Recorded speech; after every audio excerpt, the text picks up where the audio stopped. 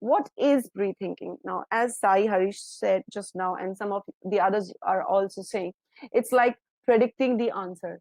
Now, pre-thinking is not predicting the answers, guys, okay? It's not predicting the answers.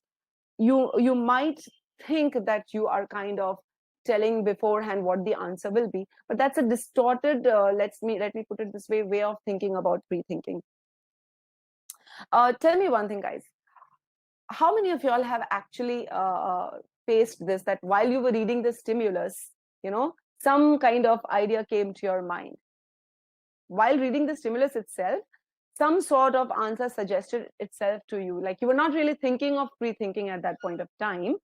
You were just reading the stimulus, and you just kind of a vague answer suggested itself to you. Yes, Bala. So many times pre-think and the answer choice does not match. Good. I understand that is also a problem. So we're going to deal with that problem. That why is it that your pre-thought answer choice does not match? Or if you're not able to pre-think, why is it that you cannot pre-think? Why do you find the answer choices close? Why is it time consuming? We're going to talk about all of these things. Just be with me. Just bear with me. We're going to sort out all these issues one by one. All right. So my question was, how many times has it happened to you? I mean, just tell me if it has happened to you, that you were reading a stimulus and you were kind of vaguely able to think of something, some sort of an answer. Were you able to do that while you were reading the stimulus itself? Not like you were actually intentionally thinking. You were just reading the passage. Did it happen to you ever? Any one of you? While you were reading the stimulus and you kind of came up with some sort of. So Niyati, Isaac, they say yes. Adelan says yes. Bala says yes. Bhavish. So it has happened to you, right? Which means pre-thinking is not just about sitting back and trying to come up with an exact answer, predicting the answer. Pre-thinking is a lot more than that. Let me put it this way. So what is pre-thinking then? All right. Pre-thinking is basically coming up with a shadow answer. Now, see how I use the word shadow answer. Okay, because the answer is not really fully formed and you don't even know that it's an answer. Okay, so basically pre-thinking is not predicting an answer. All right, it's like coming up with a shadow answer even before you have looked at the choices. And here is the most vital piece. It actually starts while you are going through the stimulus analysis stage itself. While you're reading the stimulus, this shadow answer will pop up in your mind, but you have to train your mind to kind of latch onto that answer. All right. So this pre-thinking, unlike what most of us think, that it is something that you think of after you have read the stimulus and the question stem and everything, it does, you do take it forward, but it starts while you're going through the stimulus, and some sort of shadow answer, some inkling of an idea pops up in your mind, and later on you build on that. Okay, so it is during the reading of the stimulus, and this is on the assumption that you are reading the stimulus correctly, which is what we are going to discuss next. You will notice certain missing information, or what we call logical gaps in the stimulus. Okay, and once you notice those gaps, what will start happening to you at that point itself, while you're reading the stimulus, is some sort of vague, shadow answers will pop up. Some scenarios will pop up in your mind that you think might be possible to fill the gaps with. So that is basically pre-thinking, which mostly occurs while you are analyzing the stimulus.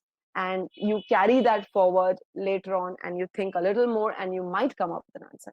But that's not what today's session is all about. Today's session is all about, I cannot pre-think. What do I do? All right, what do I do? So even before I answer that, what do you do? Let me, see, why do students falter at pre-thinking? Why is it that you cannot pre-think? I mean, something must be going wrong, okay? And the answer is actually very simple.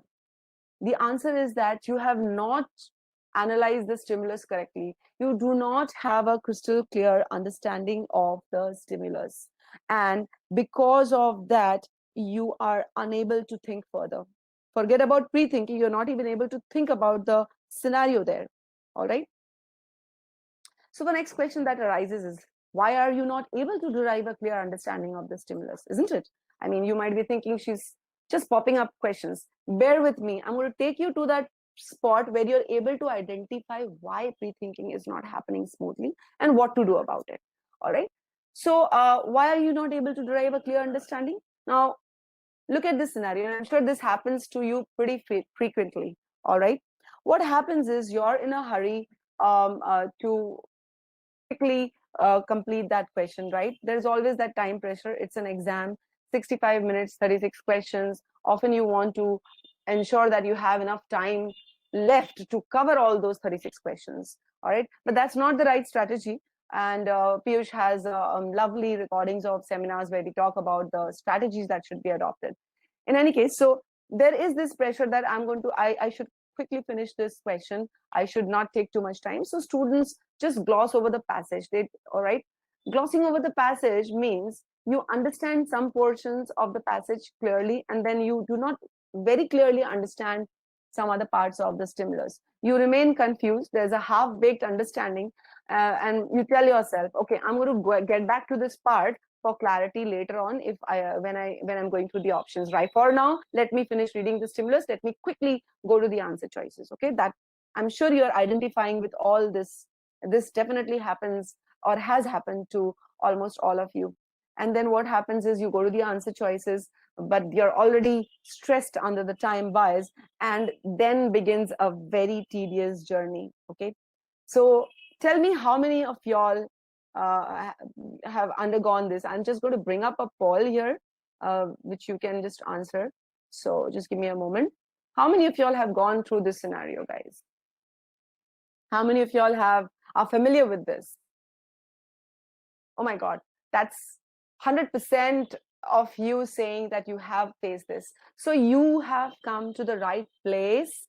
Today we are going to talk about how to overcome this fear, how to get ahead within that 2 minutes and make sure that you're able to arrive at the correct answer choice. Okay, so some of you say that you have not been through this. Very good to you. Very good if you have not been through this, but I'm sure more than 90% of you say that at one point or the other you have been through this process, this phase. All right, so what happens when you are going through all this is, what is the fallout of not analyzing the stimulus? Because all that is because you have not analyzed the stimulus. If you have not analyzed the stimulus, if you have not correctly understood what is happening in the stimulus, you often are not able to precisely identify the conclusion. Now, what do you mean? You might ask, what is precisely understand? Well, often I have seen students understand the broad idea of the conclusion, but miss out on the precise idea of that conclusion. All right. So we are going to talk about that in one of our questions, which is going to come up very soon. At the same time, what happens is, because you have not identified the conclusion, you're not able to set the scope of the conclusion, or what we call the scope of the argument. And often you choose out of scope choices. Now, very briefly, let me tell you what the scope of the conclusion is. We have a dedicated unit in our course which tells you how to identify this scope. But for today's session, I'll show you how to identify that scope. But the scope of conclusion is nothing else but setting a range within which the correct answer choice should fall. Okay, you identify the conclusion, and you at the same time also identify what is the range within which the answer choices will work with that conclusion. All right. So the fallout of not analyzing the stimulus is you're not able to do these two things. You're not able to identify the conclusion. You're not able to identify the scope. And then what happens? This is what is the final result. And I'm sure 100% of you will identify with this. You go back and forth between the stimulus and answer choices. So remember, you were not very clear about some of the parts of the stimulus. So you rush back, you go back, you read, and then you come back to the answer choice. You are wasting precious time. So while you were thinking you were saving time by reading the stimulus quickly, you were not. You choose out of scope answer choices. And I'm going to demonstrate this today when you are not able to set that scope of conclusion or scope of argument. And that makes you answer, choose the incorrect answer choice, often the choice which precedes the correct one. Okay. All this does not just have an impact on that question. Your overall confidence takes a back seat. I'm sure it has happened with you that you have answered a question and you were not sure of the answer, and you kept thinking about the question even when you were attempting some of the other questions. So you will see that this kind of performance really hurts your overall performance. Your SC and RC is also impacted. All right. So what are we going to do? What do we do? You believe, now before I talk about what you're going to do, at this juncture students you believe that you're making mistake with choices, okay? And some of you did answer in the chat boxes that you found the choices very close and you were not able to decide, you found the choices confusing. But believe me, it's not here where you're making the mistake. You made the mistake a long time back when you read the passage without understanding and you moved over to the answer choices without complete understanding. All right. So all this is nothing else, but really you need to accept why pre-thinking is not happening first and foremost before we actually go forward and see what to do with this pre-thinking bit. So here's what I'm going to do today. I'm going to discuss and demonstrate through various questions how to read the stimulus correctly so that you're able to draw a proper analysis of the stimulus without wasting time. We're not going to waste time. We're not going to take too much time, but we're going to make sure that we have a proper understanding of the stimulus. I'm going to show you how to read the stimulus. And simultaneously, I'm also going to talk to you about precisely identifying the conclusion. I'm going to talk to you about identifying the logical gaps. I'm also going to talk to you about setting the scope of the argument so that you're able to eliminate the incorrect answer choices. And more importantly, I'm going to right away talk to you about what to do if you're not able to pre-think even after doing everything. So just bear with me, guys. Next coming up is, very quickly before we move forward with actual questions, is how to analyze the stimulus correctly. Now, in my experience, I've found, and I've taught students across some 25 odd countries, all right, I've found that inadvertently students are not really reading the stimulus correctly, all right. So how do we read this? What do we mean by reading the stimulus correctly or analyzing the stimulus correctly? Well, the best way to do this is to identify the various components of the stimulus correctly. What are these components? Premise, counter premise, intermediate conclusion, conclusion. All right.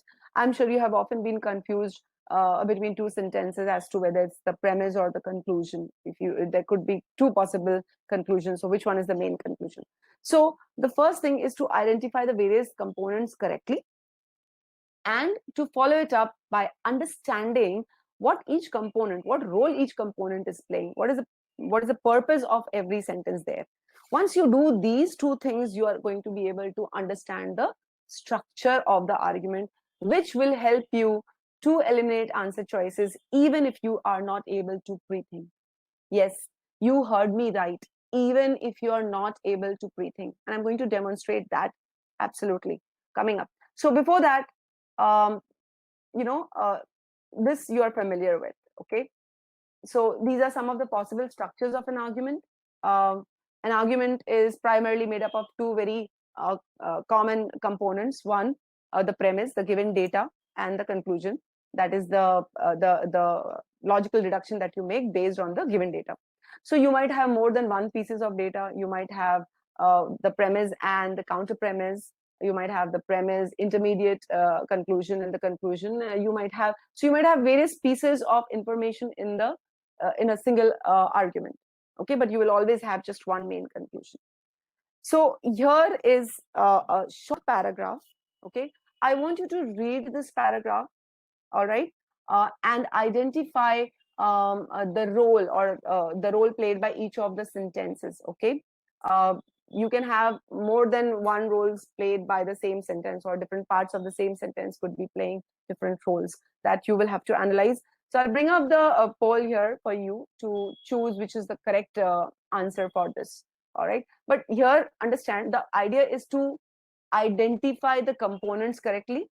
There are no questions or answer choices here. This is basically to help you understand what is meant by analyzing the stimulus correctly. All right, so let me bring up the poll. I'm going to mute myself in the meantime. Just give me a moment.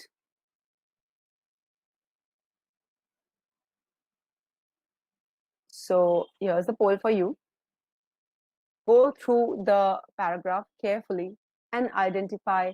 So P stands for premise, CP stands for counter premise, IC stands for intermediate conclusion, C stands for conclusion. All right, so identify the correct order of the various components in this given stimulus. So I'll give you a minute to do that, guys.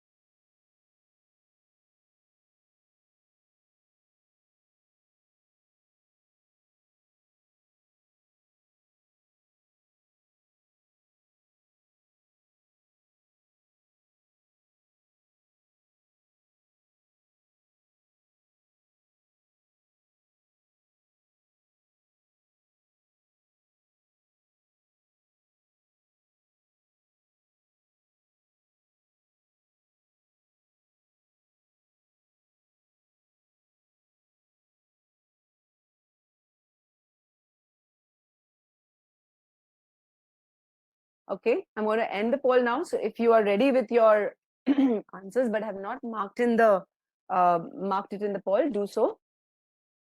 So let me end the poll here. Okay.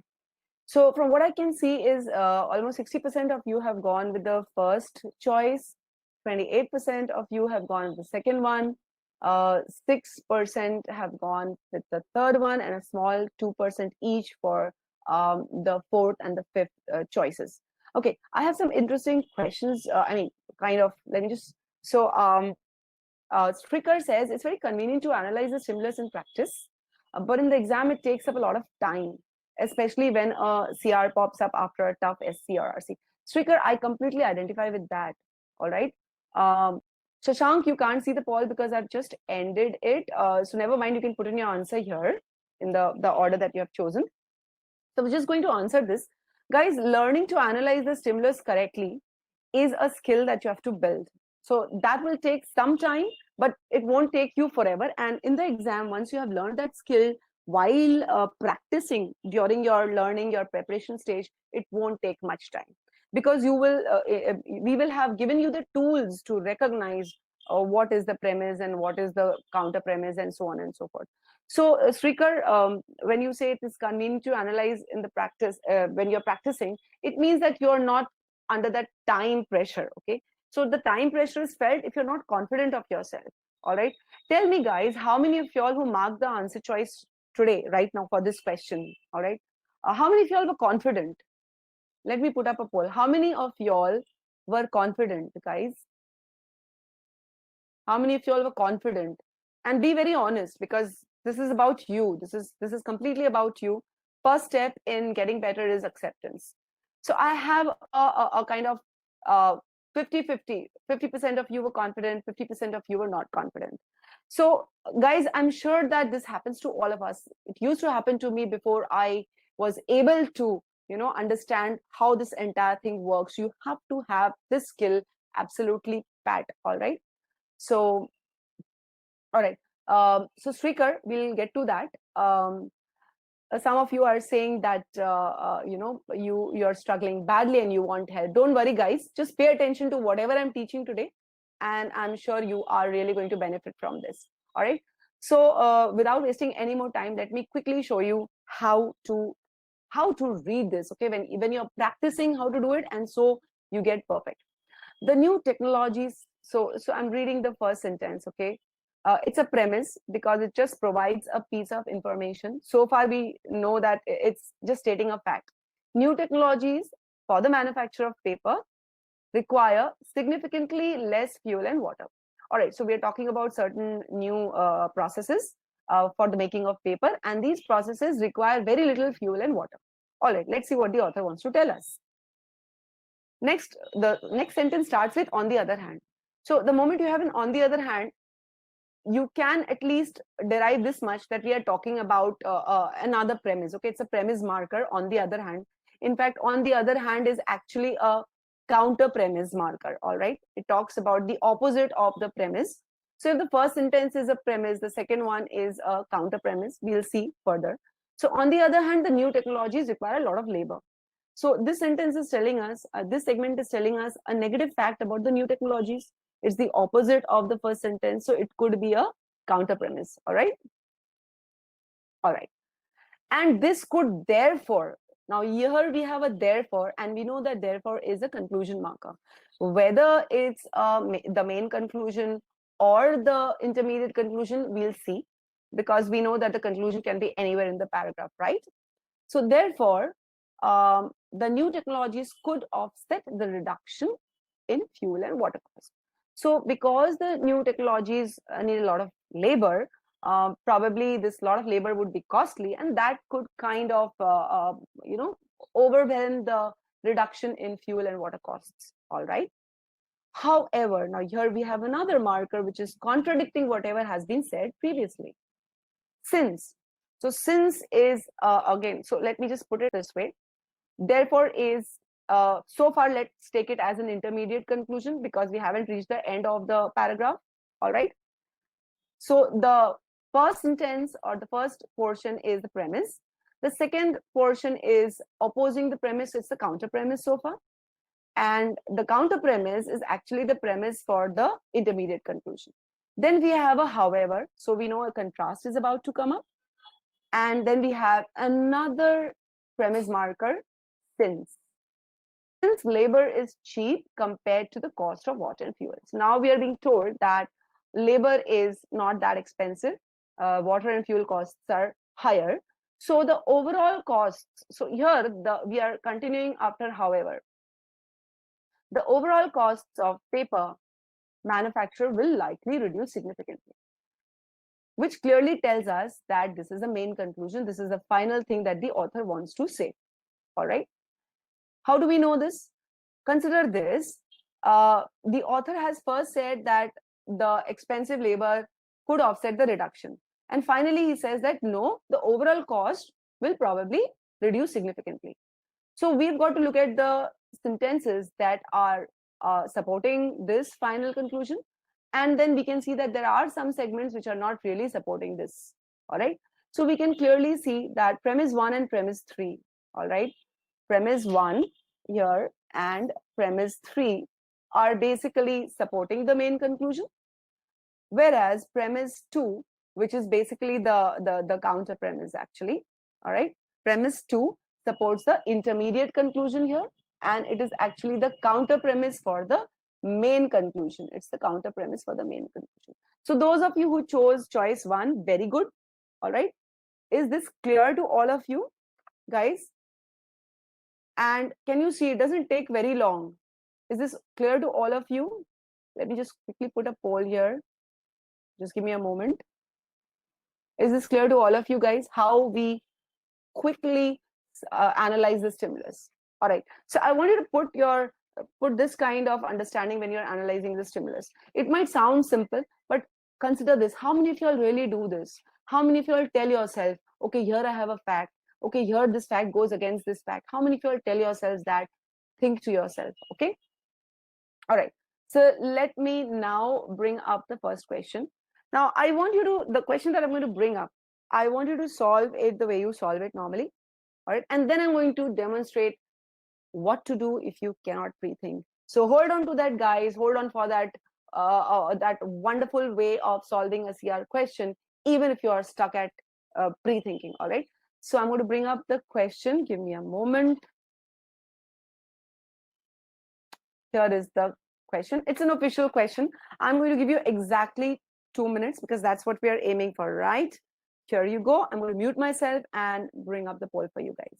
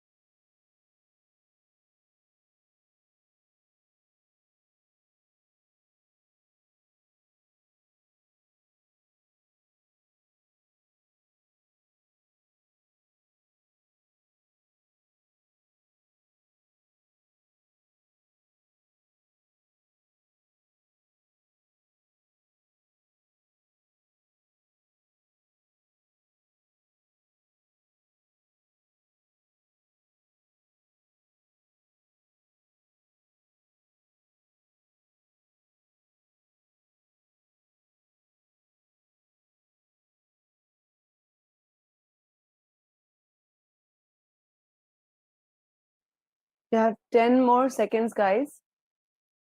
So please put in the polls if you haven't already done so.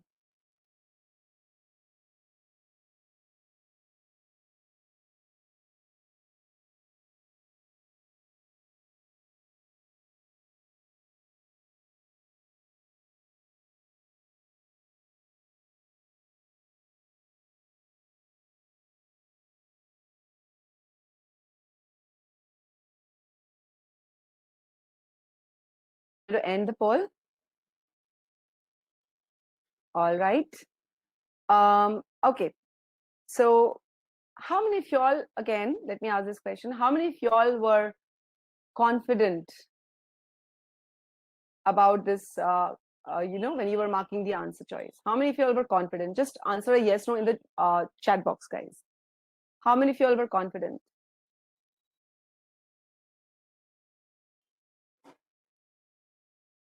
Yes, how many of y'all were confident? So Bala says he was confident. Sugandha was confused between two choices. Okay. Let me get some more responses. Anmol says he was not confident. So yes, no, no, no, no, not 100%, no. Between two choices, says Adel. Komal says no. So there's almost a lot of you are saying no, and that's a good thing to see that you're at least accepting that.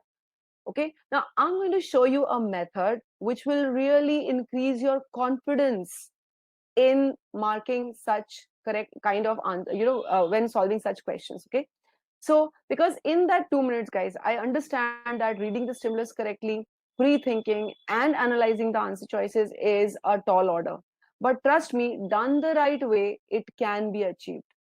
You should just know where not to waste the time. Often students waste time, say 30 seconds, 40 seconds in trying to pre-think, or what you call predicting the correct answer. Please don't try to do that. I'm not saying don't pre-think, but that's not what pre-thinking is. Pre-thinking is what we are going to discuss in a moment. But today, for this question, I'm going to show you first that even without pre-thinking, how you can arrive at the correct answer choice, because you analyze the stimulus correctly, you identified the conclusion precisely, and you were able to identify the scope of the conclusion correctly. All right, so let's get started. I want all of you to pay very close attention, guys. Some of the things that I will discuss you probably already know, but there are some things that you probably don't know, and those are the tips that I want you to pay attention to. Trust me, they've been really helpful to some of my students in getting over that 700 mark while they had been stuck at some 640, 650. All right, so here goes my explanation of this question. So the first step is to analyze the stimulus. Okay, and this is how I analyze the stimulus. So pay close attention as to how I do it. An economist is saying something. All right, so in this case, the economist is probably the author of the argument. Paying extra for fair trade coffee. All right, so for convenience's sake, let's straight away call fair trade coffee as FT coffee. So paying extra for fair trade coffee. So what is fair trade coffee is explained to you in between these dashes here. Fair trade coffee is coffee labeled with the fair trade logo. All right, so it's a particular type of coffee, let's put it this way. Paying extra for this coffee is intended to help poor farmers. All right, because here is a premise marker, and we know therefore here we are going to get a premise. They receive a higher price for fair trade coffee they grow. All right, so how are these poor farmers who grow fair trade coffee helped? They receive higher price for the fair trade coffee. All right, so paying extra helps the poor farmers because they get a higher price. All right, let's read on. So this entire sentence seems to be a seems to be a premise. All right, the economist is telling us the intention behind the extra pay for the fair trade coffee, extra price. This practice may, so which practice are we referring to? Okay, we are referring to the practice of paying extra trade coffee. All right, may, however, so here is a contrast. So clearly the contrast is going to be with the previous sentence. In the previous sentence, we were talking about the intention of paying extra. So we were talking about the practice intended to help poor farmers. Here we have a however. this practice may hurt more farmers in developing nations than it helps. Okay, guys, before I move forward with the further explanation, let me ask you one thing. It just occurred to me. Can you write down the precise conclusion for me in the chat box? It is something that just I wanted to ask you before, but let me ask you now. Can you write down the conclusion of this argument in the chat box? Please do that. Just a few would help. Let me see what is the conclusion that you have identified.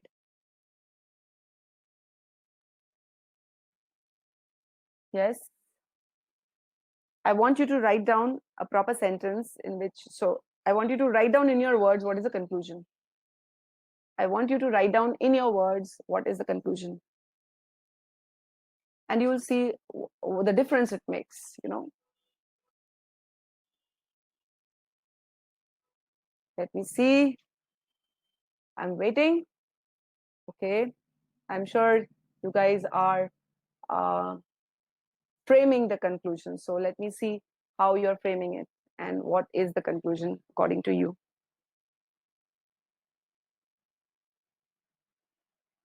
Quickly, guys. Okay. All right. I started getting some answers here. So let's see. Which one? Sorry. Bala says the practice hurt more farmers than it helps. Navang says to grow lesser coffee. Kushagra says paying extra for FT coffee will hurt farmers. So this is what so whether it will hurt farmers or it will hurt more farmers. That is what we mean by precise conclusion. So Kushagra paying extra will hurt farmers is not the exact or the precise conclusion. Isaac says the promotion of fair trade coffee may hurt poor farmers. Again, Isaac, it may hurt poor farmers is not the point. It may hurt more farmers, all right, than it helps. So Komal says hurt more farmers than helps. Shrikar says paying extra hurts farmers in developing nations than it actually helps. See, that is a slightly different meaning than the actual sentence. When you say it hurts farmers than it helps, it means the farmers are all hurt and they're not helped. And that is not what the conclusion says. Yogi says, Yogi, that's a good way of putting it. Very good. Paying extra for FT coffee do more harm than benefit. All right. Part says increase in prices of FT coffee decreases the profitability. No, Part. It's not about profitability. Profitability portion is given to support the conclusion, and I'm going to discuss that. Kanupriya says lowers profits for non-trade fair coffee farmers. Again, that's not the conclusion. That's not the precise conclusion. Sugandha says this policy needs amendment. No, that's also not the conclusion. So you can see so many of you all have actually not got the conclusion right, although 50% of you have got the, you know, the answer very correct. So that shows that you have kind of got that answer correct, probably not following the correct method. All right. So Vibhor says FT coffee might ultimately hurt profits of poor farmers. It's not about profits exactly, guys. It's about, okay, I'm going to talk to you about that. So I have more such answers in the same line. You know, more supply intended to sell, profits, lowering of profits. Author not in favor of paying extra, says Isha. Harsh says the proposal hurts more farmers. Yes, Harsh. So I can see here that a lot of you were not able to get the precise conclusion. All right. And this is what I'm going to now discuss. So sorry for interrupting this thing. So now if you see, this practice may, however, hurt more farmers than it helps. So it's not, this part is clearly not a fact because of the word may. So we know it is an opinion here. Okay, clearly we know it's an opinion. All right. Whose opinion? The economist's opinion. So we know there's a possible conclusion here. Whether it is the actual conclusion or not, we can decide after we have finished analyzing the entire stimulus. So anyways, the practice may hurt more farmers more than it helps. So it helps poor farmers, but this opinion here says more farmers are hurt by this policy, more farmers stand to lose by this policy than the number of farmers that are helped by this policy. So let's read further. By raising average prices for coffee. Okay, so what does this it refer to? It refers to the practice, clearly. So by raising average prices for coffee, all right. So that means if extra amount is paid for fair trade coffee, that raises the average price for coffee, all right. That is the overall coffee price, not just the fair trade price. The practice encourages more coffee to be produced. So if the overall average price for coffee is increased, then more farmers believe that they can get a profit and they want to produce coffee. So this encourages more coffee to be produced than the consumers want to buy. All right. And this in turn lowers prices for non-fair trade coffee. So remember, the fair trade coffee is anyways getting paid extra. But what happens to people? What happens to the non-fair trade coffee? The price for that falls. And because of that, the profit for the non-fair trade coffee farmers also falls. So if you really see, this portion is actually supporting the opinion of the economist in the second sentence.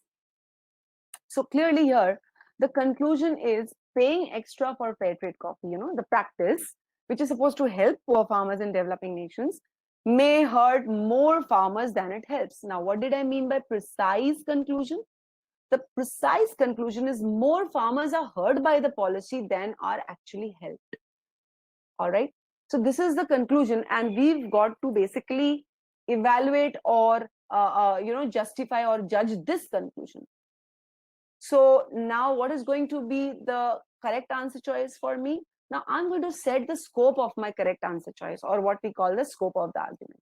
So I've got to come up with an answer choice, which will present a piece of information that shows that paying extra for fair trade coffee may hurt more farmers. Now this is the crucial bit.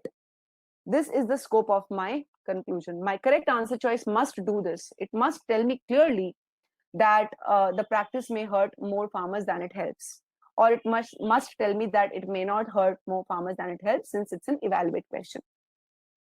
Is this portion clear, guys? How we have drawn the precise conclusion? And I want to ask this question to a lot of you, because a lot of you did not give me the correct answer when I asked you about the conclusion. Is this portion clear to you guys? Let me just reset the poll. Is this portion clear to you? Did you understand how I derived the precise conclusion and the scope of the argument? Now, just with the help of these two things, okay, without any pre-thinking, nothing, I've just analyzed the stimulus, I've just precisely earmarked my conclusion, and I have just thought about what kind of answer choice I'm looking for. I'm just going to go forward and eliminate the answer choices. I'm not going to pre-think. I won't need to pre-think. I want to demonstrate how these two things, okay? So almost 100% of you have said that you have understood this, okay? So I'm going to show you that getting the precise conclusion and setting the scope of the argument is enough to eliminate the incorrect answer choices with 200% confidence, guys, not just with 50-50 kind of thing, which most of you said. So very quickly, for some of you who said you did not understand, all right, we just read the stimulus, and in the entire paragraph there was only one sentence which offered the opinion of the economist. Okay, it was an opinion. The others were all facts, okay, and the others were all the second half, so from by raising till the end, was given to explain how the practice may hurt more farmers, although it is intended to help the poor farmers. So my scope of argument, my scope of conclusion will be an answer choice, okay, that will prove that the practice may hurt more farmers, more being the clue word, than it helps, okay. So with that understanding, we are now going to move forward to answer choice elimination, all right. Here comes choice A. What does choice A say? Whether there is a way of alleviating. So what does alleviating mean? Alleviating means reducing, okay. Whether there is a way of reducing the impact of increased average prices for coffee. All right, so here this choice is basically asking me what? It is asking me whether there's any way of reducing the effect of the increased average prices for coffee on non-fair trade coffee farmers' profits. Well, see, this choice is incorrect because it does not focus on the central argument of the conclusion. What is the central argument? We have to identify whether more farmers are hurt. Now, this choice actually focuses on ways to decrease the hurt. That means this choice is agreeing that yes, they are hurt. Yes, more farmers are hurt. But it does not help us to determine how these farmers are hurt. Does this choice tell us more farmers are hurt? Does this choice tell us more farmers are hurt? My question is to those of you who mark choice A. Let me just, 1 second, let me just bring up a poll. Okay, let me just end this poll and bring up a new poll. Give me a moment, guys. All right. So my question is to those of you who marked answer choice A. Okay. Does this choice tell us that more farmers will be hurt? No. See, almost 20% of you mark this choice as the correct answer choice. And you can see now why it is incorrect. All right. My question, so I don't know, some of you are marking it as yes and no. I think it's not clear. Let me just reset this poll and I'll ask you my question again.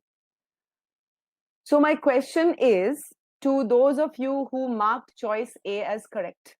My question is addressed to those of you who marked choice A as correct. Can you see why A is not correct? Choice A tells you whether there is any way of helping the farmers, helping the non-fair trade coffee farmers. So this does not tell you whether more farmers are hurt. It tells you, it asks whether there is a way to help those farmers. Is this part clear, guys? Let me see some of your questions. Okay.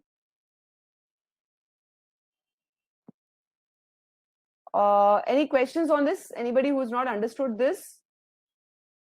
Because I've got a kind of 50-50 answer here. I'm sure it's not clear to you what I'm asking. Let me just reset the poll. Don't answer the poll now. Don't answer the poll now. Let me ask you the question first.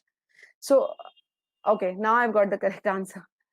So, all of you can see why this is not the correct answer. I'll just repeat quickly.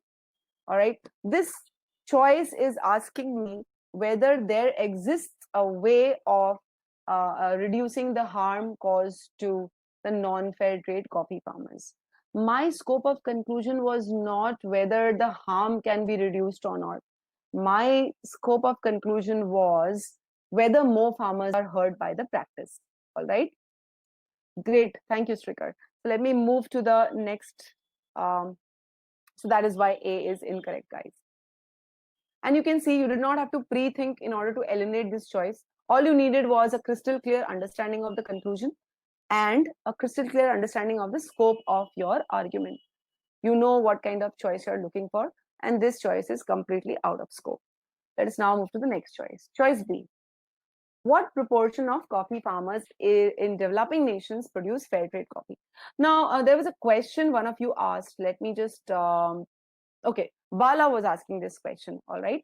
So Bala says that, and it's an interesting point here that Bala makes, many times the answer does not depend on the conclusion only. You're right, Bala. He also says many times the answer depends on the premise as well. So how to identify that?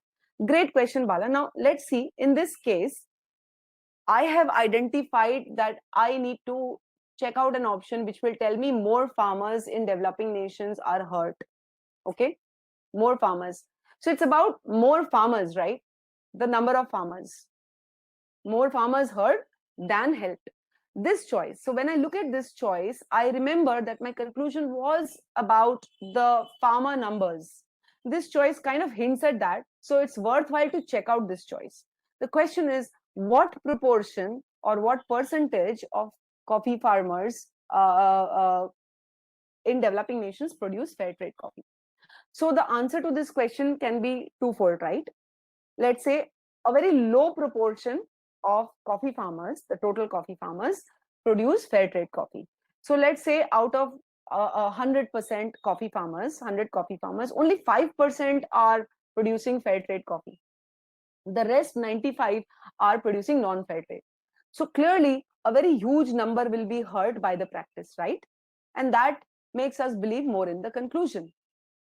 On the other hand, if a very high proportion of coffee farmers are fair trade coffee farmers, all right, let's say out of 100 percent of the coffee farmers, 95% of them are producing fair trade coffee, then it is 95% of the farmers who are going to benefit. Only a small portion is going to get hurt, which will actually invalidate the conclusion. So basically, if I know the answer to this choice, it is going to help me validate my conclusion. In other words, I'm basically putting my choice through what we call test of extremes. All right. So this is one of the tools that we teach our students to identify the correct choice. So once you have an idea that a choice might be correct, you try out this tool. But even before that, you try out your understanding of the stimulus, your understanding of the conclusion, in order to pinpoint whether the choice can be correct or not. So Bala, does that answer your question? Okay. Can all of you also see how being precise about the conclusion helps you choose the correct answer with confidence? Is this explanation clear, guys? Let me just... Is this explanation clear? Because that was the crux. The other choices have also got a fair share of people who have chosen this. All right. So if you have any questions regarding this, I think a very small percent of you have questions. You can put it in the chat box. I'm just going to go forward with the next answer choice. Let me just see for a minute. If all right. All right. Everybody's clear with it. Great. That's great to see that, guys. So very heartening. So let's also see how it is possible to eliminate the other choices with confidence, because we understood the conclusion clearly. Whether many coffee farmers in developing nations also derive income from other kinds of farming. Now, this seems to kind of address the problem that the non-fair trade coffee farmers might be suffering from lower profits. But that was not our conclusion. Remember, our conclusion was whether more farmers are hurt, not whether the farmers who are hurt can derive income from somewhere else.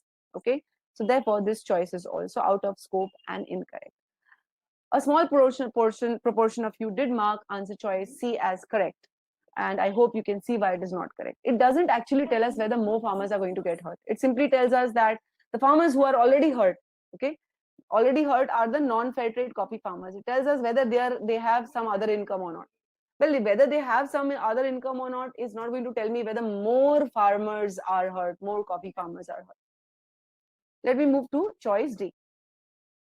Whether consumers should pay extra for fair trade coffee, if doing so lowers profits for non-fair trade coffee farmers. See, paying extra for fair trade coffee is a policy which is followed in this place, right? It's a practice that is followed. Now, whether consumers should or should not, that's a dilemma on the for the consumers.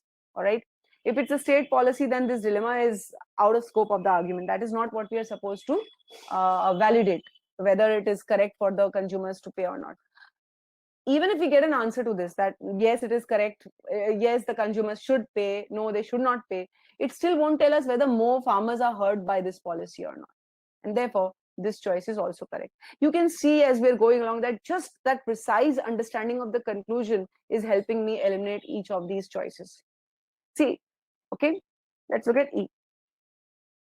How fair trade coffee farmers in developing nations could be helped without lowering profits for non-fair trade coffee farmers, which means we are talking about an alternative way of helping the fair trade coffee farmers. Okay, but that's again not the point. This choice also does not tell us how more farmers are going to be hurt. It simply tries to find out whether there are other ways of helping the fair trade farmers without hurting the non-fair trade farmers, and therefore choice E is also incorrect. So guys, just to iterate, just to drive home my point, that pre-thinking need not always be done for questions which are slightly difficult, for questions where you might take longer to understand the premise. If you understand the premise correctly, if you understand and identify the conclusion precisely, and if you are able to identify the scope within which your answer choice should follow, you will be able to eliminate the incorrect answer choices with confidence. You will simply know that this answer choice is not within the scope. This does not address my concern, because the concern has been pinpointed very precisely. So guys, before I move on to the next question, So Sai is asking, what is the difficulty level of this question? Sai, it is 700 plus level. All right. It's an official question. Bala is asking, ma'am, when we should focus on conclusion and when focus on premise.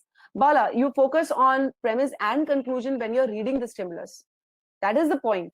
That when you're reading the stimulus, once and for all, you are identifying that this is my conclusion, this is my stimulus, this is what my conclusion says clearly, this is what my premise says clearly. All right. So because unless and until you do that, you'll just keep coming back to the passage, even if you want to pre-think. And again, please understand, the motive of this session is not to discourage you from pre-thinking. Do pre-think wherever that shadow answer comes to your mind. But sometimes it is not possible. Sometimes the question is such that you cannot really pre-think of a precise answer. So what you do is you have a very strong understanding of the stimulus, a very concrete understanding and identification of the conclusion and the scope of the argument, and therefore you are able to eliminate all the incorrect choices. And we teach this in our course, guys. Our course is one of the units teaches you how to focus on the scope of the argument. So today I'm not able to do that because of time constraints, the idea being that I should demonstrate the practical portions of this. So Shubham is asking, option D can be partially right if option is partially right. So Shubham, one of the ways to eliminate an answer choice is when the answer choice is a distortion or half truth. So we describe this kind of answer choice in our course. So yes, it could be partially correct, but when we say partially correct, it is just using some ideas from the passage, but it is not really addressing the main conclusion. Shashank says, can we challenge the intermediate conclusion? Shashank, all conclusions can be challenged. Okay. Any opinion can be challenged, but no facts can be challenged. All right. So it will depend on what kind of conclusion we are looking at. If it's the opinion of a third party, which is acting as a premise for the conclusion, it can be perhaps question. So in our course, we also teach you that what to doubt and what not to doubt and why. So that's a discussion for another day, guys. Let me quickly bring up the next question. It's our home production, and I hope you will enjoy that question, guys. So here comes the question for all of you. Okay, before I move on, so if we had been pre-thinking, guys, I'm just going to quickly show you if we were pre-thinking for this question, what we would have done. So the stimulus says paying extra for fair trade coffee raises the average coffee price. If the average coffee price is raised, more coffee farmers are encouraged to produce coffee, which is not really required. Extra supply of coffee leads to lower coffee prices for the non-fair trade coffee producers. All right. And therefore, the conclusion is derived that more farmers are hurt by the practice, by the policy, than they are helped. So since we're talking about more farmers, we would need to know how many farmers are actually growing fair trade coffee and how many non-fair trade coffee. That would be the logical gap if you were really going that way. Okay, so you need farmer numbers, and you could ask how many farmers on this side and how many farmers on that side.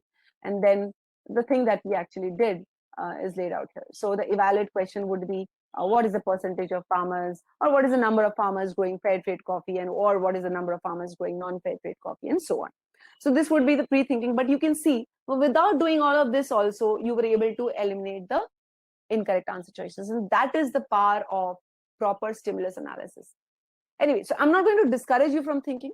In the next few questions, we are going to look at how to identify logical gaps, how to continue identifying the precise conclusion, how to continue understanding the scope of the argument. You're going to use all of that. All right. But this was one sample to show you that pre-thinking actually happens in a very, very subtle manner.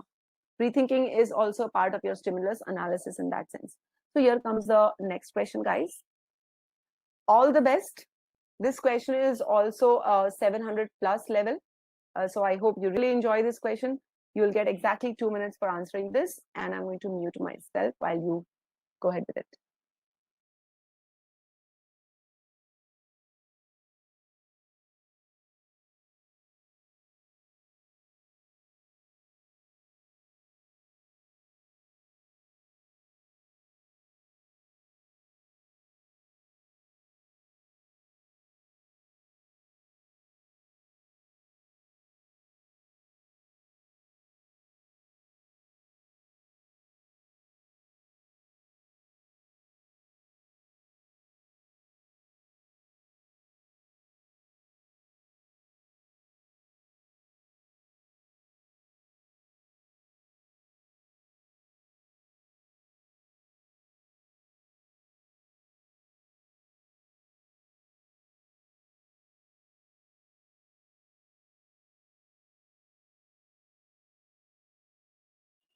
You have 30 more seconds, guys.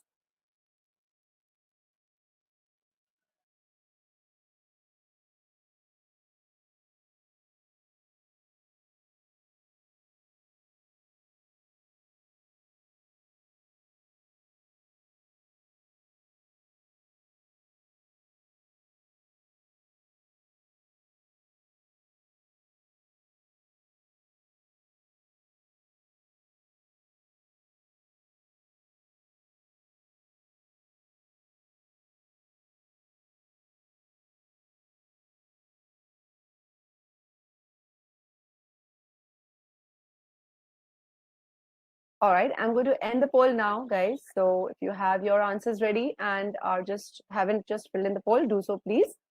I'll just count 5, 5, 4, 3, 2, and 1. I'm going to end the poll now. Okay, so let me just quickly tell you the results of the poll, and then I'm going to start off with the discussion. So, interesting results here, actually. 28% of you went with choice A. 31% of you went with choice B. No takers for C. Then we have 20% for D and 20% for E. That means it's a very close call, and clearly shows that this question really taxed your brains. And I'm sure I have a pretty fair idea of why we have this kind of spread out results. So before I get on with my discussion, guys, my question to you again. First of all, how was the question? How did you like it? How did you like the question? Just in the chat box, you can answer me in the chat box quickly. Did you like the question? Did you enjoy it? How did you find it? All right, so Sai says nice, Adeline says confusing, Pooja says easy, Vibhor says good one, confusing says Ravi, Tricky says Bala, Neelam says good, Kushagra says good. So by good, I mean you enjoyed it. Sashank says confusing because premise was in negative terms. Aman says difficulty in figuring out conclusion, and I'm sure that might have been the case for quite a number of you. Usman says mind-boggling. All right, guys. So next question is this: what is the conclusion of this argument? What is the conclusion of this argument? Okay. A lot of you found it tricky and confusing. So tell me, what is the conclusion of this argument in your own words? What is the conclusion of this argument? Because as the results show, it's a very divided result. Thank you, Sai. Sai Harish, that is fair question. He says it's a fair question for 700. All right, so I've started getting my answers. Let me see. Let me read them out to you quickly. Vaibhav says government efforts were successful is the conclusion. All right, good. Vaibhav. Shubham says the first sentence. Government effort successful says Bala. So says Charchit, Shashank, Kushagra, Bhavesh, Deepak, Vibhor. All right. So it seems all of you all got the conclusion right. Almost, yes, everybody. Then how come we have so much of dissension? Shivali says ivory prices dropped in 2005 because of successful government efforts. No, Shivali.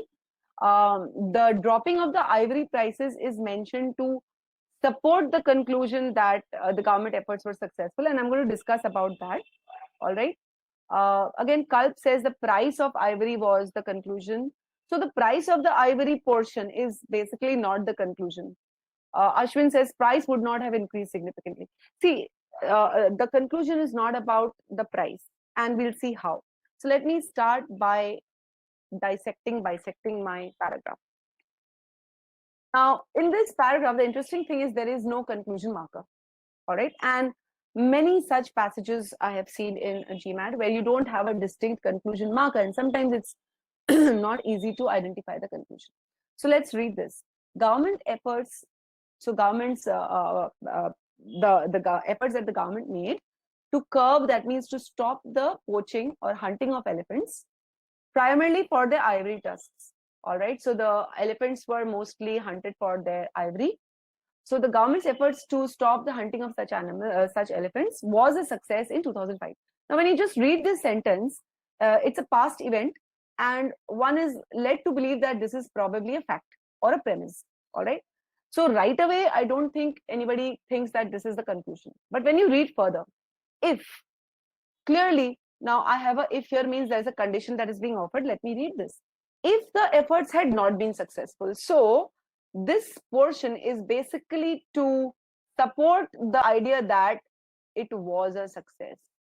When you say if the efforts had not been successful, what you actually mean is efforts were successful. Okay, so clearly this portion is being mentioned to support the idea that the efforts were a success. If the efforts had not been successful, the price of domestically produced ivory goods would not have increased significantly in 2005. So in a way, what am I saying? First of all, I am drawing a conclusion based on, so the first statement becomes a derived statement in that sense. The government was successful in stopping the poaching of elephants in 2005. All right. And these elephants were mainly hunted for their ivory tusks. All right. Fine. Thereafter, the sentence. The reason behind believing that the efforts were successful is, if it had not been successful, the price of domestically produced ivory goods would not have increased significantly, which in other words means that the price of ivory goods did increase. It's another way of saying it increased. And then you have a premise marker, since the producers of ivory goods do not mind buying ivory from any and all available sources within the country. So what have I got here? I've got two sentences in which one sentence talks about an assertion, something that happened, and the next sentence actually tries to tell us that it definitely happened. If it had not happened, this would something would not have happened. So clearly the second statement is supporting the first statement, and the first statement is therefore the conclusion. All right. So can you guys, those of you who thought that the first sentence was not the conclusion, can you see? Is this clear to you? How the first sentence is the conclusion and the second sentence is supporting that conclusion? Great. All of you can see that. Good. Let me move forward with my discussion then. All right. So here the conclusion is that the government was successful. Now, if I'm going to weaken this conclusion, I've got to basically prove that the government was not successful, right? I've got to prove that the government was not successful. All right.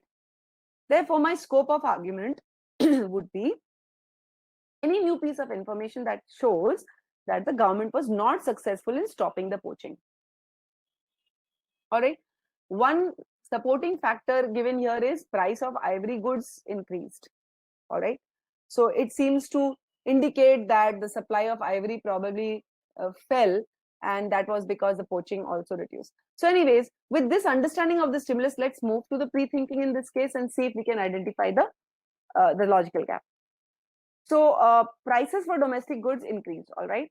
Clearly, therefore, the efforts of curbing the poaching were successful. This is how the author has reasoned. All right. Great.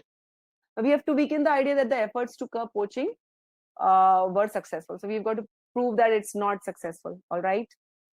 Now, when we're talking about prices and we are talking about supply, we can think about, the understanding that we have got about demand and supply and price.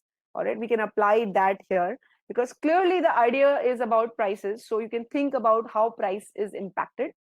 We know that if the demand of something is high and the supply of that thing is fixed or is low, then the price increases. Similarly, if the demand is fixed or the demand goes down and the supply is high, then the price goes down. All right, we know this.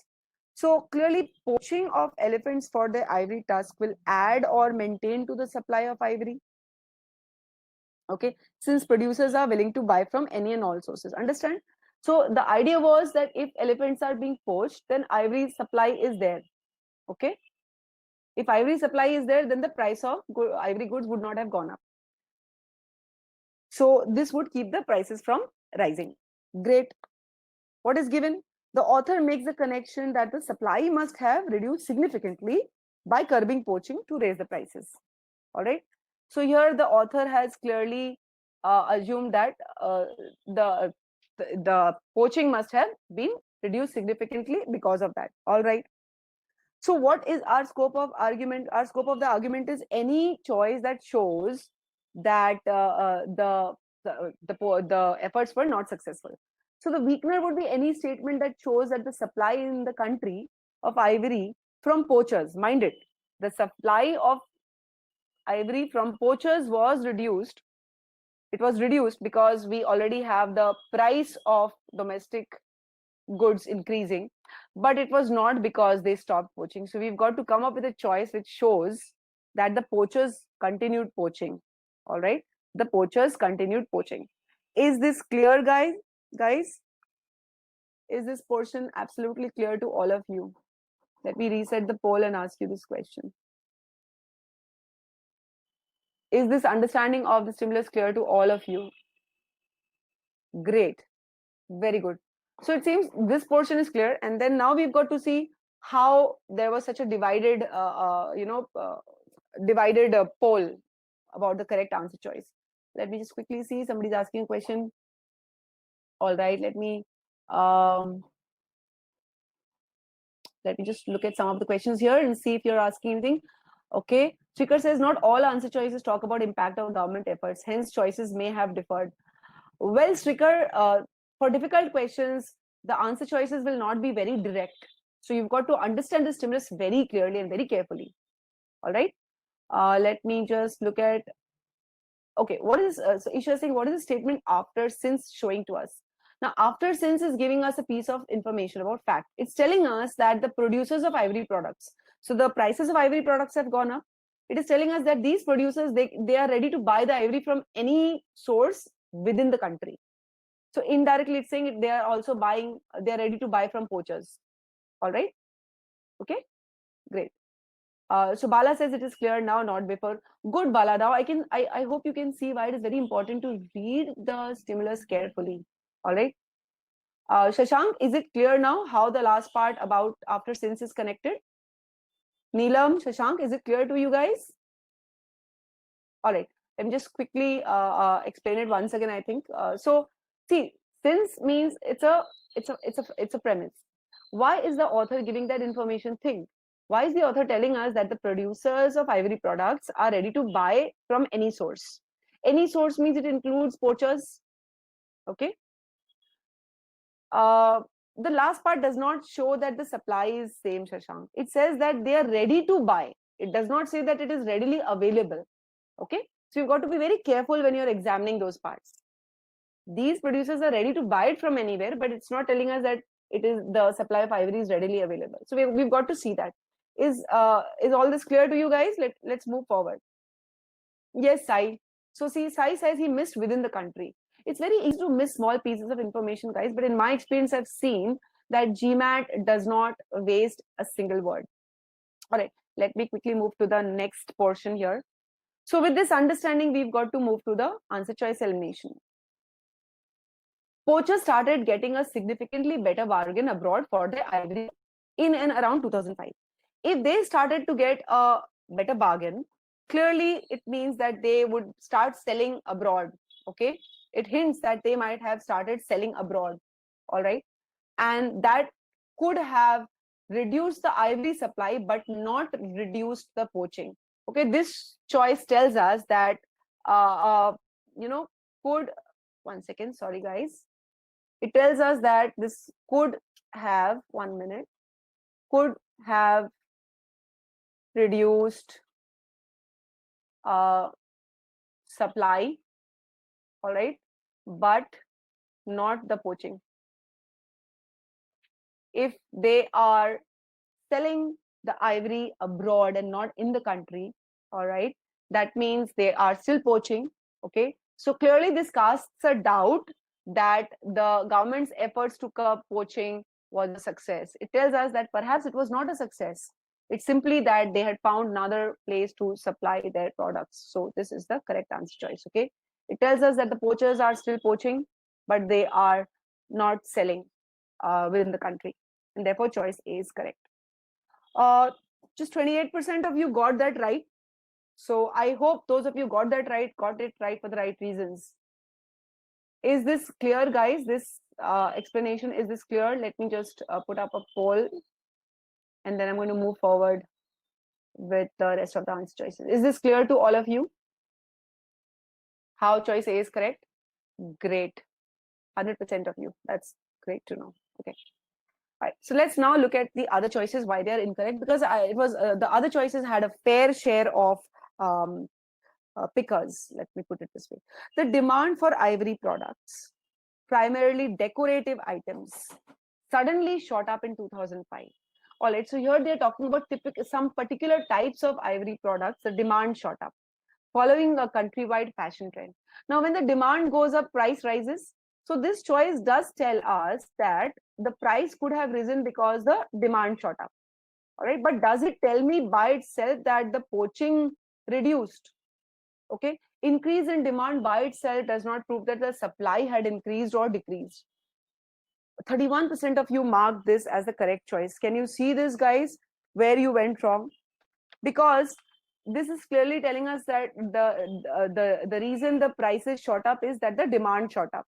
All right, but at the same time, it is quite possible that the supply also reduced, and therefore this choice has an ambiguous impact and is not correct.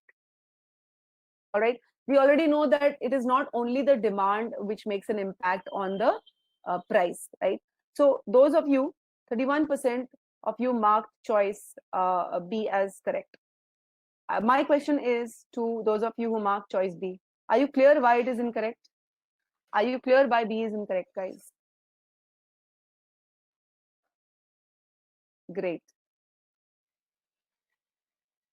So I think I've covered that. All right, let me move ahead. So everybody's clear with B. Okay, a very small percentage of you say you're not clear. So let me just quickly go over this once again. See, demand shot up. Okay, so that would probably explain why the price of ivory. Let me just reset the poll for you once again. So I'm going to explain B again. B says the demand shot up. So this could explain why the prices shot up, guys. But is that what we are out to do? Are we out to prove that the prices shot up or did not shoot up? We are out to show that the prices did not go up because the hunting was reduced. Now, this choice does tell us that prices might have shot up because of demand, but it does not explicitly tell us that the poaching was not successful. So, is that clear now, guys? Is it clear why choice B is ambiguous? It's not clear. It does not clearly tell me that poaching continued or not. All right, great. All of you have understood that now. Arman is asking a question. Why should we not consider supply is constant?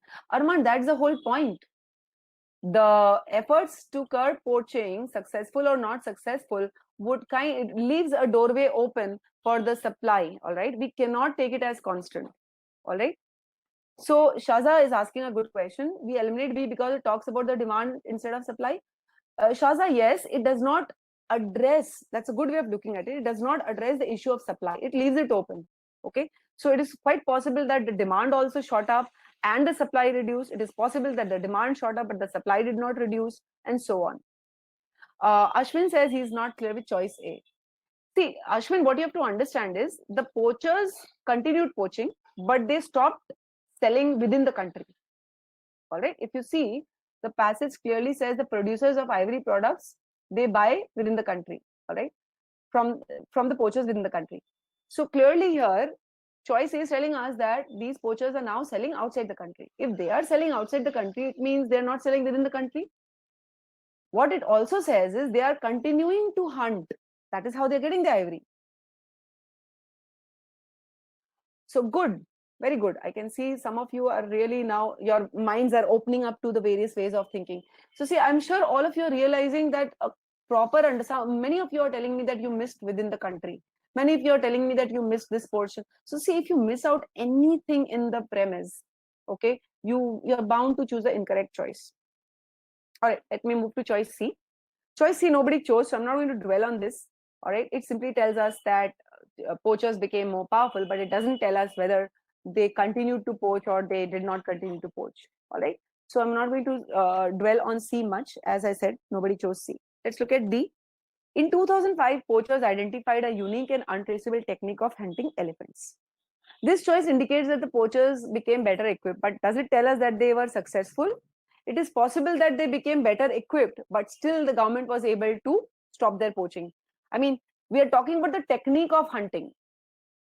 Technique may be improved, but still they were caught by the government. They were stopped by the government. It is quite possible. And therefore, this choice is also incorrect. Some of you were asking whether choice D is partially correct or not. Are you clear with choice D, guys? 20% of you chose choice D. Can you see how choice D is incorrect? Can you see how choice D is incorrect? Those of you who chose choice D, can you see how it is incorrect, guys? Choice D just says that their technique improved, but it does not explicitly tell us whether the government was able to curb their poaching or not. Okay, great. Everybody's got that. Let me move to the last choice, which again had another 20% rooting for it. The producers of ivory products are always ready to pay exorbitant prices for raw ivory since they know that they can recover their money. This choice is talking about the price of raw ivory, guys. Okay. This choice adds to the already given information that producers are willing to buy ivory from all sources. All right. They're willing to buy from all sources. So this choice just adds to that information that they're willing to pay any amount. All right. The price increase could have happened because producers were buying ivory at high prices. Okay, it is possible, but this does not indicate why the producers were buying ivory at high prices. Doesn't tell us that the supply went down. It is quite possible that the poachers just increased the price. All right, it could have been that ivory was low in supply, or because the sellers of ivory had hiked their prices. So see, there is an ambiguity here. The poachers may have just increased the price just because they wanted to increase. All right, just because there was more demand for ivory products. So this choice again is like leaving a lot of questions open. Okay, it does explain that producers were buying ivory at high prices and therefore maybe the prices of ivory products increased. But it does not explain whether the supply was really reduced or the ivory sellers were merely hiking the prices. So is this choice clear to those of you who chose choice E? Choice E, rooters, is this clear?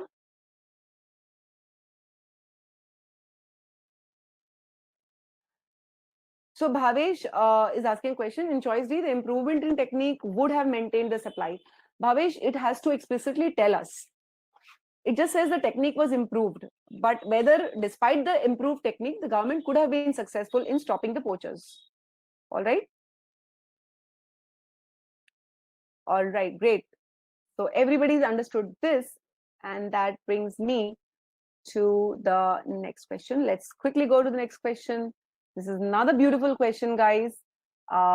This is again a 700 plus level question, and all the best to you here.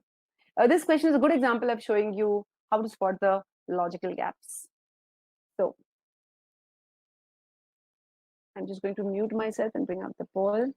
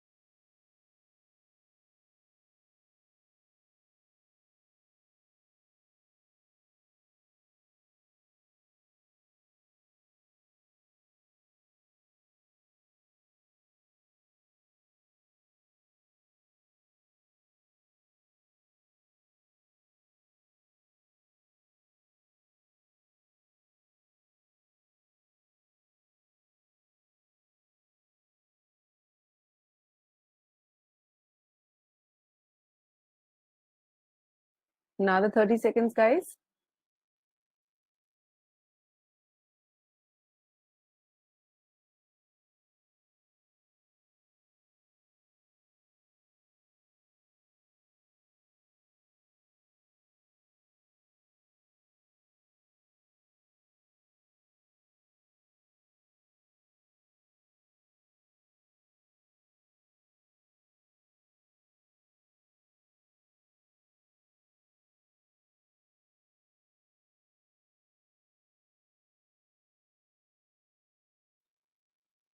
Okay, I'm going to end the poll. I'm just going to count 10 quickly.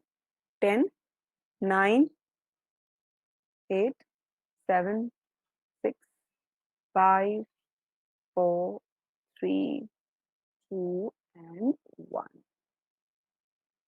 Okay, so here are the results. 23% of you have rooted for A, 39% of you have rooted for B, 7% for C, 2% for D, and 26% of E. So it's really between A, B, and E.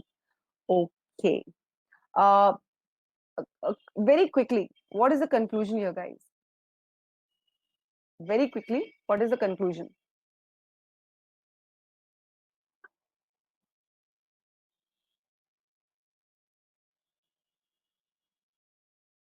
What is the conclusion?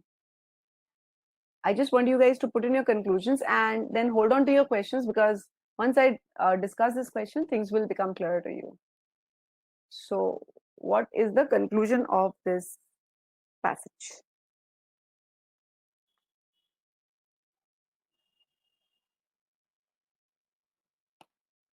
Okay, let's see the answers.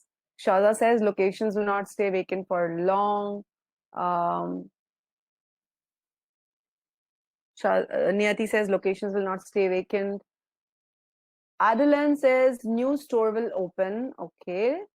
Aman says locations not stay long. All right. Janardhan says non-discount stores will shut down. That's not the conclusion, Janardhan. Sai Harish is correct. He says locations will not stay vacant.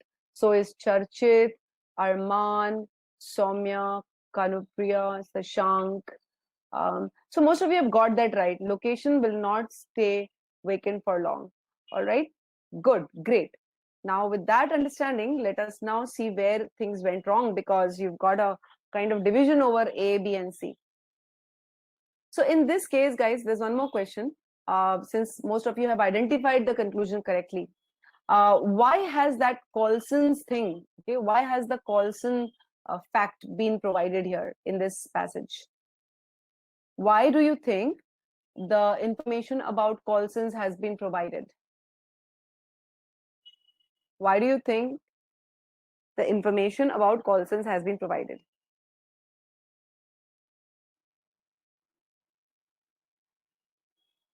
Yes, any answers forthcoming, guys?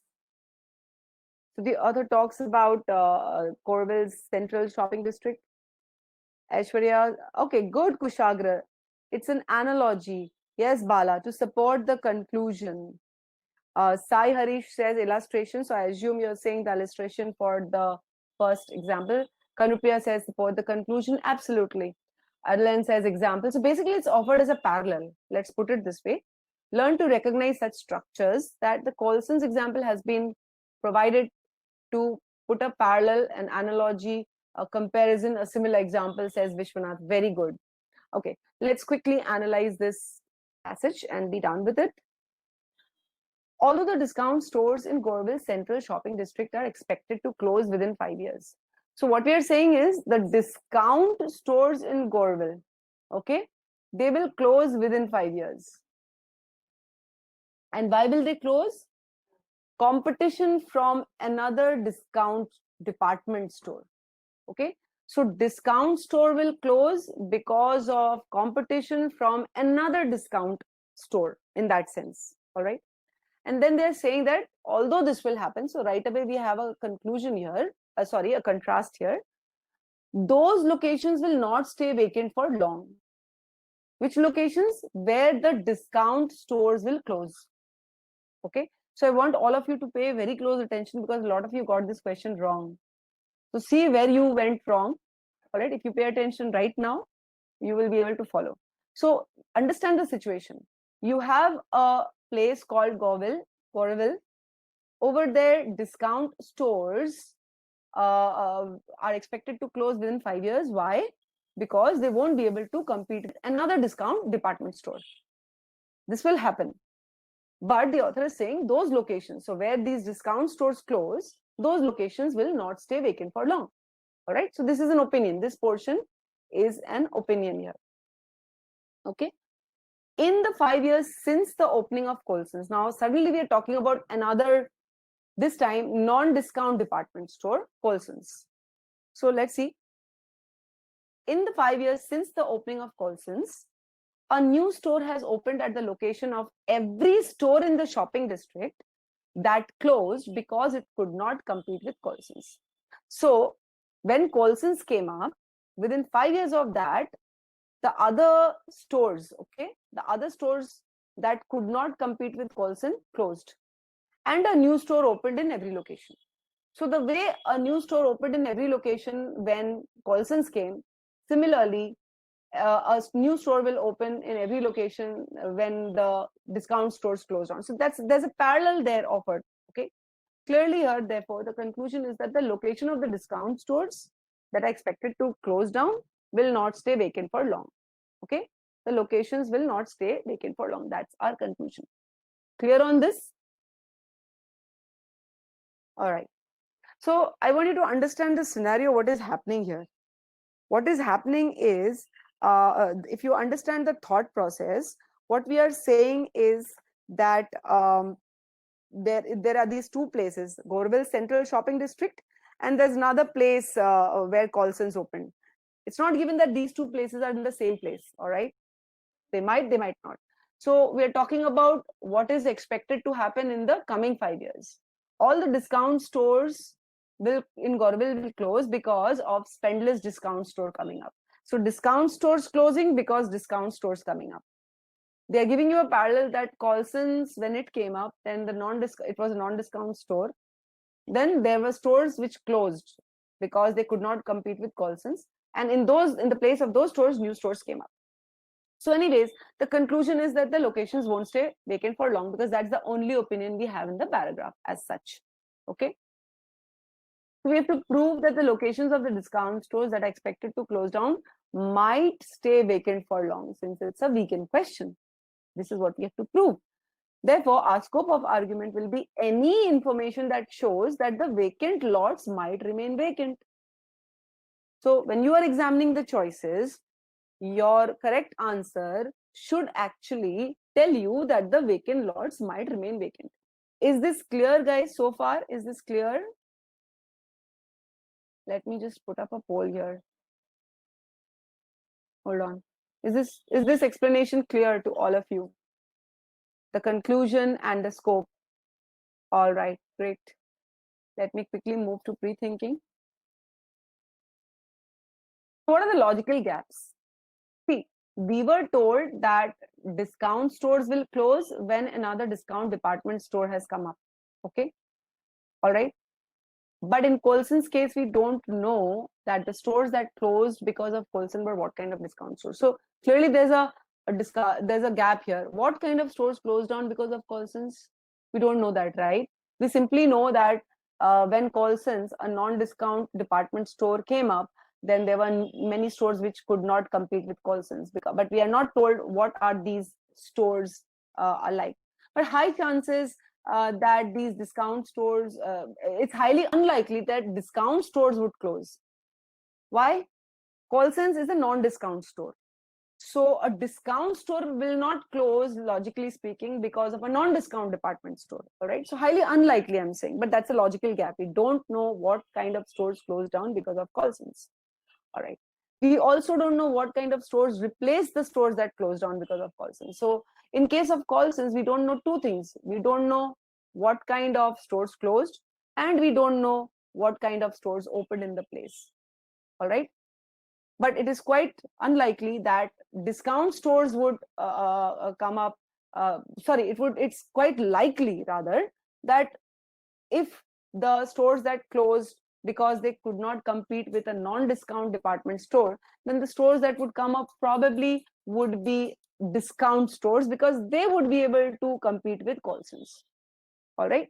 So see though how you spotted those two logical gaps, because if you read this portion very carefully, they only talk about a new store, but what type of store we don't know. They only talk about every store, but what type of store we don't know. Could not compete with Colson's, we don't know why. So those are the logical gaps, and if you're reading the passage carefully, you will notice those logical gaps. So per your scope of conclusion, a weakener would be information that the stores that came up in the locations that were unable to face Colson's competition were discount stores. All right, because if they were discount stores, they would be able to face competition. But in Gorville's shopping district, already discount stores have closed.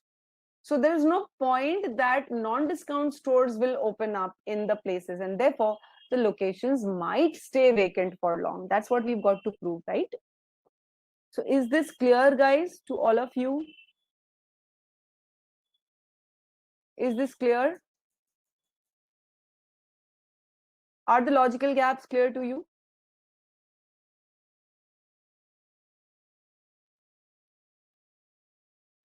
So Isha is asking stores that got closed because of spendless.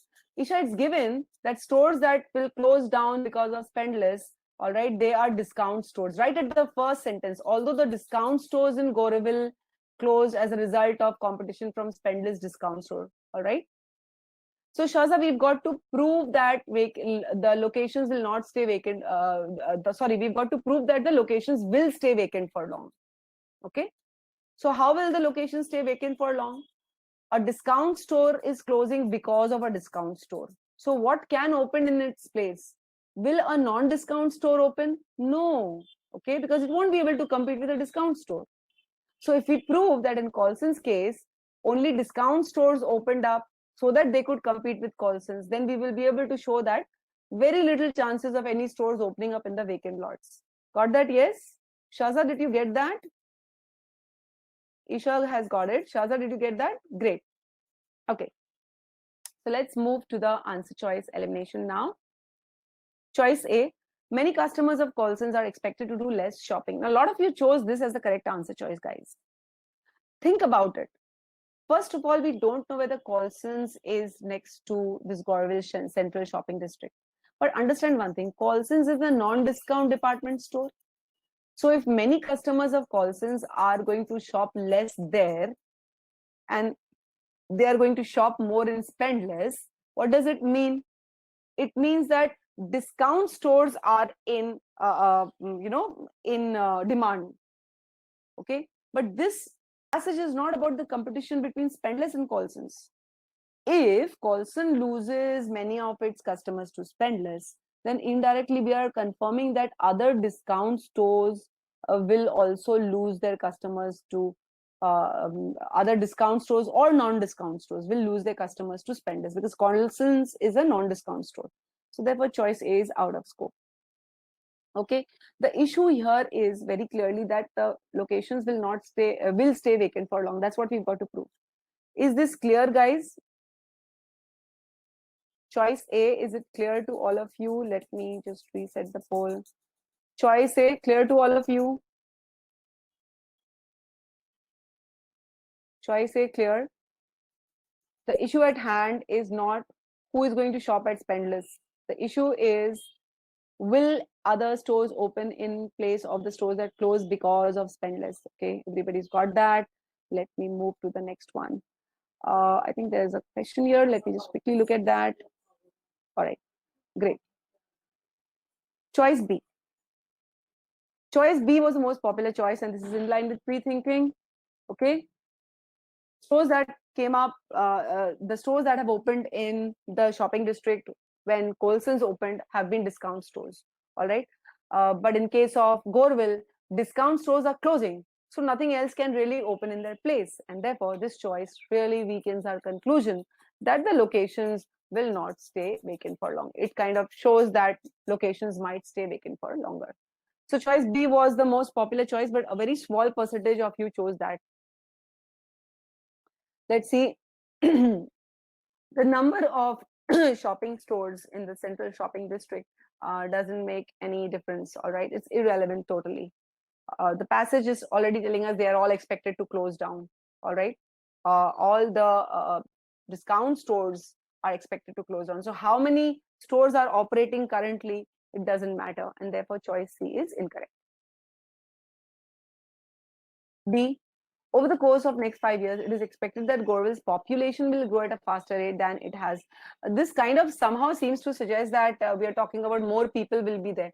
But that does not mean that the locations will be filled up with more stores.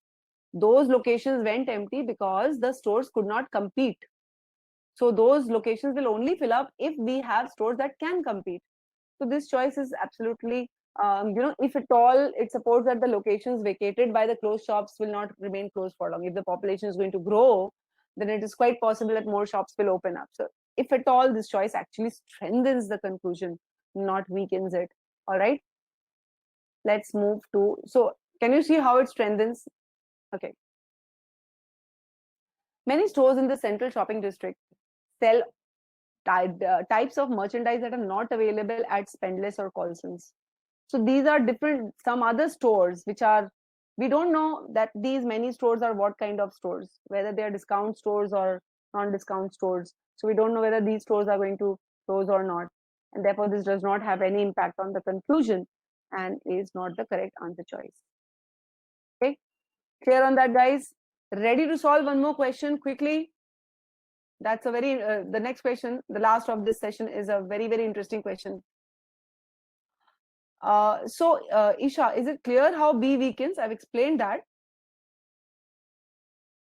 See, the idea is we are saying a discount store closed down because of another discount store, because it could not compete. In case of Colson's, we need to know what kind of discount, what kind of stores closed down. We don't know that. So if we know that the stores that opened to compete with Colson's were discount stores, we know that in the Goreville shopping district, we can't have discount stores opening up, right? And non-discount stores will definitely not own up to compete with a discount store. So high chances that the locations will stay empty for long. Okay, is that clear, Isha? Isha, is that clear? Tejas, is that clear? Quickly, so that we move to the next question. All right. Okay, great. I'm going to move to the next question. Thank you. The next question is our in-house question. This is another wonderful question. It's a 700 plus level question. I'm sure you're going to enjoy this question, guys. This will show you how to spot that logical gap very, very quickly, how to arrange the information in the stimulus in such a way that you're able to get the logical gap very quickly, very easily. All right, I'm going to show you that. So another 2 minutes and then we will look at this. I'm going to bring up the poll, guys.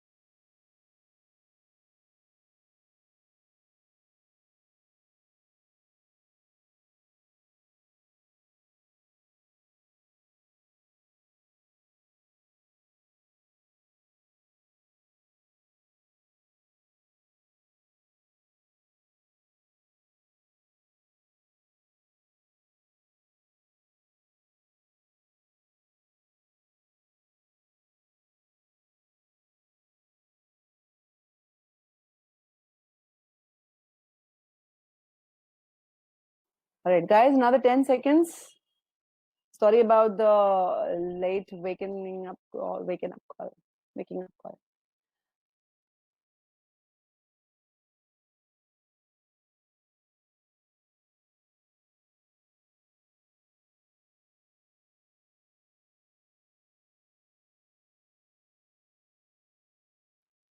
All right, I'm going to count 5 and end the poll, guys.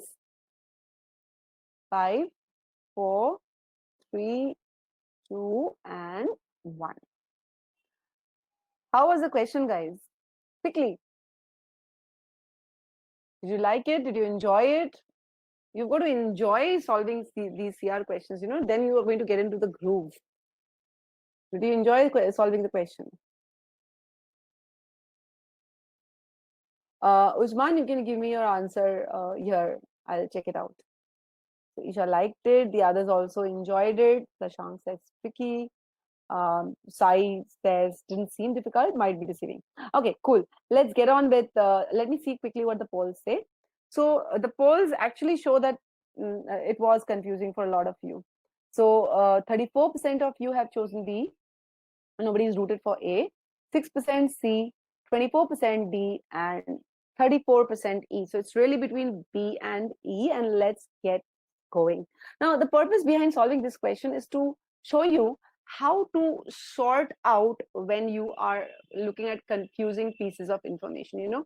These are questions which are typically where you can kind of make very short notes to help you spot that logical gap. All right. In this case, there is no confusion about the conclusion, really. The conclusion is very, very clear. So let's get going. The field moles gather and store grains for consumption later. All right. So we are talking about field moles gathering and storing grains. The moles slow down their pace of gathering grains when the temperature shows signs of beginning to drop. So we're talking about these moles, whatever they are, okay?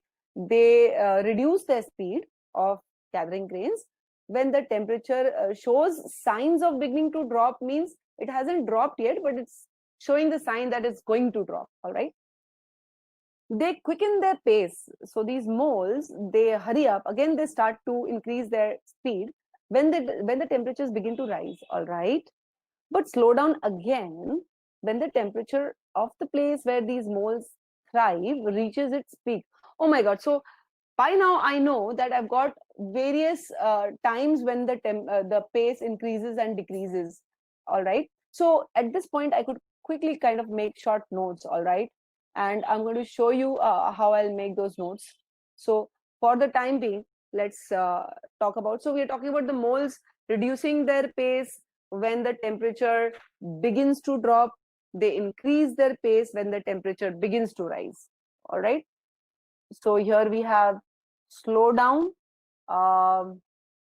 temperature beginning to drop. Here we have quicken, temperature begin to rise. Slow down again when temperature reaches its peak. Okay. These moles have begun to quicken their pace. So right now they have begun to quicken their pace, and currently the temperature is already cold. All right. So therefore the temperature must be, so therefore means here is the conclusion, the temperature must be about to begin to rise. All right. Okay. So the author here is concluding that the temperature must be about to begin to rise. Why? Because here it's given that the moles have begun to increase their speed in the cold temperature. So earlier we were given that the moles, they quicken their pace when temperatures, look at the second sentence here, they quicken their pace when the temperatures begin to rise. All right. So here, if the moles have begun to quicken their pace, that means the only thing that it can mean is the temperature must be about to begin to rise. All right. Now we've got to identify the assumption behind the conclusion. So we have to come up, the scope of the argument is any new piece of information that must be true, okay, for indicating, because remember it's an assumption, so it must be true for indicating that the temperature is definitely about to increase. Okay. All right. So now let's see the note making I was talking to. So I would have written down like this: temperature dropping, the mole slows down. Okay. Temperature rising, the moles speed up. Temperature reaches maximum, the moles slow down again. Now the logical gap next is what? Temperature reaches minimum, then what happens? Do we know that? No, that's the logical gap. So sometimes for such questions where you have a lot of details, just quickly jotting down the details might help. All right. And it's easier to look at it on paper rather than inside your head. And it won't take very long. You can use as short, instead of temperature dropping, you can simply write drop and slow and rise and fast and something like that. Max and slow. So you can write minimum, so what. So that helps to actually picturize it. Can you see this, guys? Let me just put the poll here. 1 second. Can you see how I derive the logical gap? Can you see how I derive the logical gap? So it is very imperative that you are able to understand what is happening in the stimulus. Okay, great. Let me quickly finish this. All right, so that's the logical gap. And therefore, I need an assumption which will fill that gap. All right, so an assumption would be moles do not speed up when temperature becomes even colder. So temperature drops further, reaches minimum temperature. Because if the moles speed up when the temperature reaches minimum, then I cannot say that the temperatures are going to rise. All right, if they speed up when temperatures become colder, then we cannot conclude that the temperature is going to increase. So clearly an assumption has been made that moles do not speed up when the temperature falls further or becomes minimum or reduces further. Remember, it's already cold. It's currently cold. So the assumption is if it grows colder, they don't increase the temperature does not, they don't quicken their pace. So with that understanding, let's move to the answer choice elimination. A, nobody chose this and correctly, it's completely out of scope. Finding grains more easily is not within the scope of our argument. Our scope is any piece of information that will tell us that the temperatures are indeed about to begin to rise. The moles vary their pace of gathering grains. Now, 34% of you chose B and 34% of you chose E. So equal. Let's see, the moles vary their pace. We already know this, right? They vary their pace of gathering grains with variations in temperature. We already know so far. Does this have to be true in order to save their energy? Does it have to be true? Remember, it's an assumption question. Does it have to be true that the reason why their pace varies is because they need to save their energy? No. Why they vary their pace is immaterial. It does not impact the conclusion. It's a distortion of given information. This portion is already given to us. And this portion is absolutely of no use. All right. It doesn't tell us, for example, that the temperature is about to rise, and therefore B is incorrect. A lot of you marked B. Does it? So those of you who marked B, guys, did that note making help you understand that B cannot be the answer? Great. 100% of you agree to that. All right. Yes, Sai. It also fails the negation test if you try. Okay. The moles do not vary the their pace of gathering grains actually goes against the grain. So let me move to the next choice. Nobody chose. I think just 2% of you chose C. So moles are at their quickest when they sense approaching winters is actually the opposite of given information. See, this and moreover, it's not our concern what happens when the temperature begins to drop. Our concern is what happens when the temperatures drop further. All right, when it begins to drop, we know that what happens when it begins to drop. The moles slow down their pace. It's given to us right at the beginning. So this is not our concern. All right. We also know that moles quicken pace with rising temperature. Okay. So thus this choice actually says that they are quickest when they sense the approaching winters is not quite right. Well, it's opposite of given information and therefore is incorrect. So let's move to choice D. The places where these moles live experience only 2 seasons, summer and winter. Does it have to be true? Does it have to be true for the temperatures? Does it have to be true for the conclusion to be true that there are only 2 seasons? No. The place could have autumn and spring, and still the temperature could be about to begin to rise, right? I mean, cold temperatures, you can definitely have the spring coming up, which is higher temperatures, and so on and so forth. It is not necessary. All right. So this is out of scope. Choice E was the correct answer. Okay. The moles do not quicken their pace when the temperature drops even further. Okay, if they do not quicken their pace when temperatures drop further, then the only reason they are quickening their pace is temperature must be about to begin to rise. Right, and that is why choice E is clear, guys. So I hope, guys. Ashwin is asking, can we take D as a restatement? Yes, Ashwin, to a certain extent, a distortion is often a restatement of a part idea. All right, so you can. See, pace does not vary with temperature, does not. So Shashank is saying if we use negation, then the conclusion breaks. The conclusion is not whether the pace varies or not. The conclusion is temperature is about to begin to rise. The premise is that pace varies with temperature. So if you are negating choice B, you are actually going against the premise, and we cannot doubt the premise, Shashank. All right? Okay. So guys, all of that is clear to you. Any questions? I'm going to hand over to Saqib. So if you have any questions, then quickly on this question. All right, great. So everybody's agreed. You're most welcome, guys. Saqib, over to you now. Hey guys, so I hope you enjoyed the session. I'm opening up a poll. If you like the session, I would request you to kindly rate it. And at the same time, I would want to talk a bit about what are the next sessions that we are going to conduct. So the next session is going to be tomorrow on data sufficiency. So if any of you if any of you are struggling with data sufficiency, if you fall for the traps like C traps, E traps, and if you want to work on those, and if you want to know how you can avoid them, then I would say you should definitely attend the session. It's tomorrow at the same time. And if you're targeting, say, round 1, and if you want to know how you can improve your score very quickly, then there's a session on the 18th, that is next week, and the session will be taken by Piyush. So he will be discussing various strategies and various ways in which you can analyze your weaknesses and figure out how to improve quickly within 40 days. So I would say both these sessions can be quite useful.